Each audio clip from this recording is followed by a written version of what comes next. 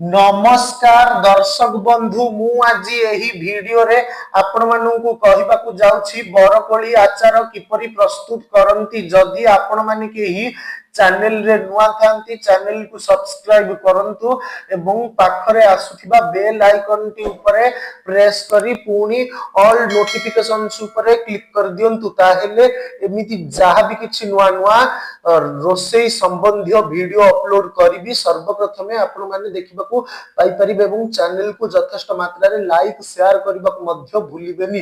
ताहेले चलंतु देखिनबा बरकोली आचार किपरि प्रस्तुत करंती एवं एथि पई कोन कोन सामग्री प्रथमे नेबाकू हुए।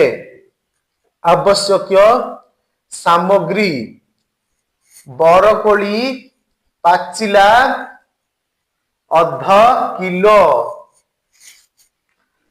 सोरिष तेल 250 मिली, लंका गुंड 50 ग्राम, कड़ा जीरा 10 ग्राम, पान महुरी गुंड 50 ग्राम, मेथी गुंड 10 ग्राम, धनिया गुंड 50 ग्राम, हलदी 15 ग्राम, सोरिष गुंड 50 ग्राम, गुड़ 250 ग्राम, कइया 100 ग्राम, कइया रस 100 ग्राम, स्वाद अनुसारे लूण।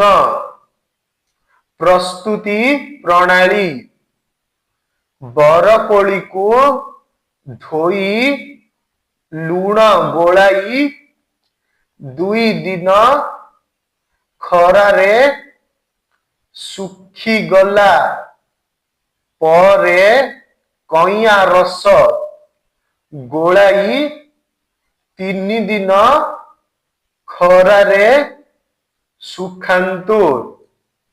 मसला को अल्प भाजी गुंड करी रखंतु। कड़ाई रे सोरिष तेल गरम करी गुड़ फुटी पाग हेले बहलिया होई गले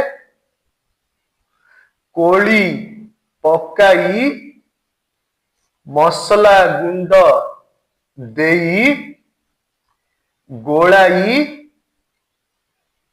दियंतु। ठंडा हेले जार रे पुराई रखंतु।